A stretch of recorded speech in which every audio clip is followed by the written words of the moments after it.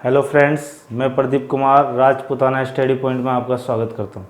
हमने पिछली क्लास में पढ़ा था दो बिंदुओं के बीच की दूरी, और आज की क्लास में पढ़ेंगे हम अनुपात विभाजन। और जिन्होंने पिछली क्लास नहीं देखी हो वो आई बटन पर क्लिक करके पिछली क्लास देख सकते हैं। आज हम पढ़ेंगे अनुपात विभाजन। अनुपात विभाजन दो प्रकार से होता है।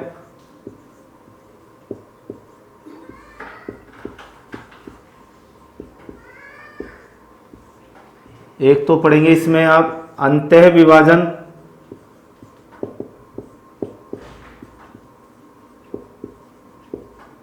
अंतः विभाजन के लिए फॉर्मूला होता है x बराबर m1 x2 m2 x1 बटे में m1 प्लस m2। और बाह्य विभाजन के लिए m1 y2 m2 y1 बटे में m1 प्लस m2। यहाँ पर आपके दो बिंदु होंगे A और B, जिसमें इसके निर्देशांक होंगे x1 y1 और इसके होंगे x2 और y2। बीच में बिंदु होगा जिसका P नाम होगा, इसके निर्देशांक होंगे x और y, और इसका जो अनुपात होगा वो होगा m1 और m2।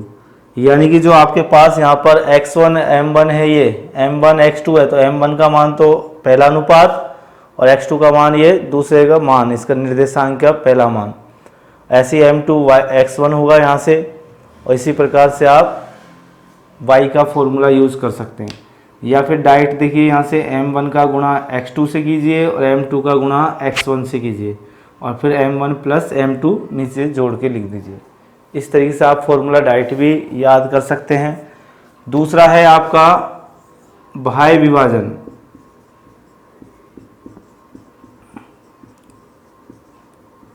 बाह्य विभाजन में आपका फॉर्मूला सेम है, बस चिन्ह का फर्क आएगा। बाह्य विभाजन में m1 x2 minus m2 x1 बटे में m1 माइनस m2। इसी प्रकार y का जो मान होगा वो होगा m1 y2 minus m2 y1 बटे में m1 माइनस m2। इन दोनों फॉर्मूलों के माध्यम से आप बाह्य विभाजन और अंतः विभाजन ज्ञात कर सकते हैं। ठीक है, अब इसी चीज़ को आप उदाहरण के माध्यम से समझेंगे। अभी अंतः विभाजन को आप इस उदाहरण के माध्यम से समझ सकते हैं।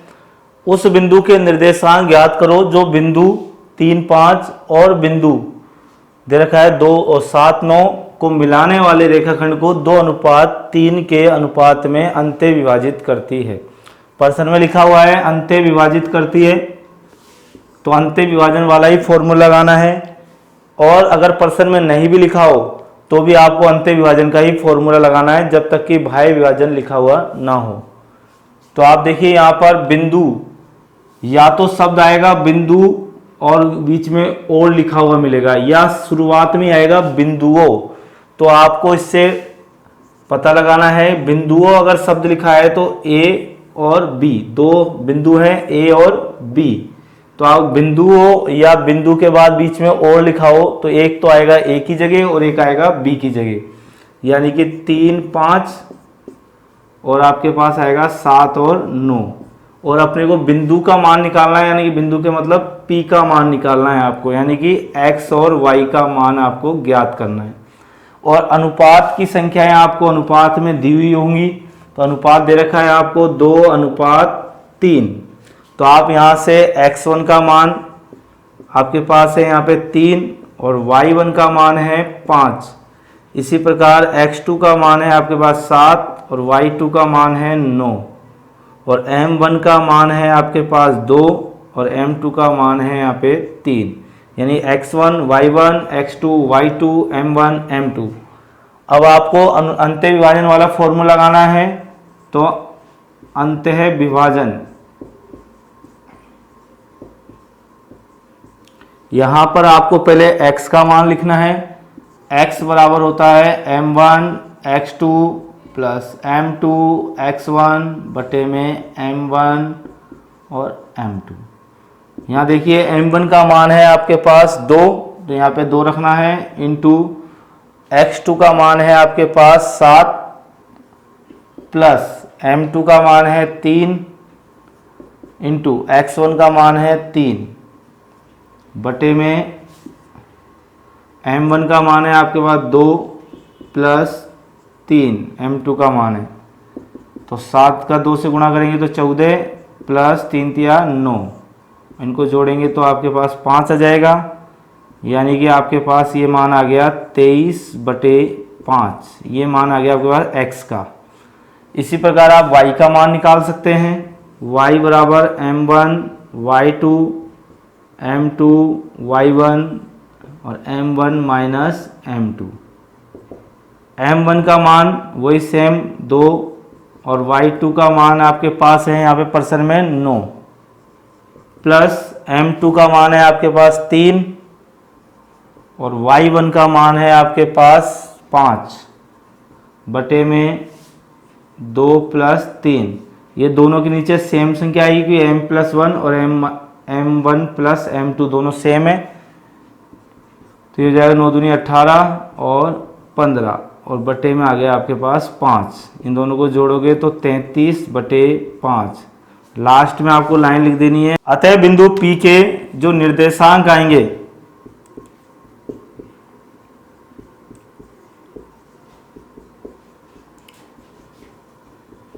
निर्देशांक को हमेशा छोटे ब्रैकेट में लिखते हैं, इसलिए 23/5 x का मान और y का मान है 33/5। तो इस प्रकार से आप अंत्य विभाजन के सारे सवाल इसी तरीके से आराम से कर सकते हैं और आसानी से।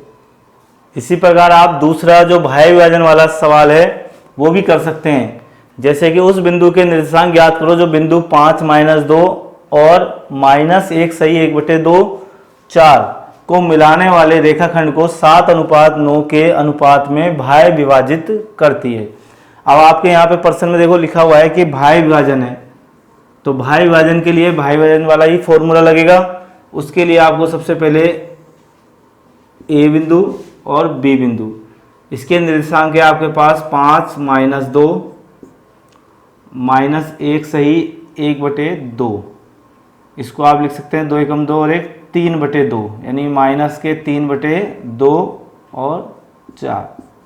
और जो बिंदु P होगा ये बाह्य विभाजित है, तो बिंदु P के जो निर्देशांक है वो अनुपात है वो 7:9।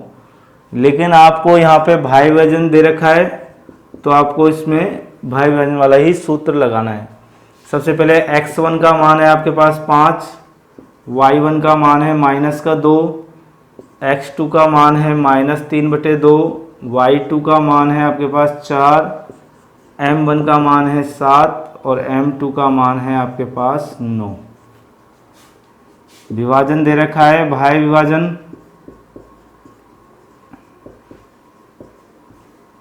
सबसे पहले x का मान निकालेंगे, m1 x2 minus m2 x1 और m1 माइनस m2। x बराबर m1 का मान है आपके पास 7 इंटू में x2 का मान है आपके पास -3/2 माइनस m2 का मान है 9 इंटू x1 का मान है 5 बटे में 7 - 9, तो ये हो जाएगा -21/2 और -45/1 बटे में -2। क्योंकि ये दोनों माइनस के तो एलसीएम लेके आप इनको ऐड कर सकते हैं, माइनस ये 2 एलसीएम आ जाएगा इसका, तो -21 और -90 और बटे में -2। तो x का जो मान आएगा वो -111 और बटे में -4। 2 इससे 2 गुना हो जाएगा, ये माइनस से माइनस कट जाएगा, तो x बराबर आ जाएगा आपके पास 111/4। ये तो आपके पास x का मान आ गया। इसी प्रकार आप y वाला फॉर्मूला लगा सकते हैं। तो y वाले के लिए देखिए y बराबर m1 y2 minus m2 y1 बटे में m1 माइनस m2। तो y बराबर m1 का मान 7 इंटू y2 का मान है यहाँ पर 4 माइनस m2 का मान है 9 इंटू माइनस के 2 बटे में 7 माइनस 9, तो y बराबर ये हो गया 7 चौक 28 और 9 दूनी 18 और नीचे बच गए माइनस के 2, तो y बराबर आ जाएगा आपके पास 46 बटे माइनस के 2, यानी y का मान आ गया माइनस का 23। तो लास्ट में वही, अतः बिंदु P के निर्देशांक जो आपको प्राप्त हुए वो हैं 111 बटे 4 और माइनस का 23। इस प्रकार से आप भाज्य वजन के सारे सवाल कर सकते हैं। यदि आपको आज की क्लास अच्छी लगी हो तो वीडियो को लाइक करें और ज़्यादा से ज़्यादा शेयर करें और हमारे चैनल राजपुताना स्टडी पॉइंट को सब्सक्राइब करें और उसके बगल में बेल आइकन को ज़रूर दबाएं।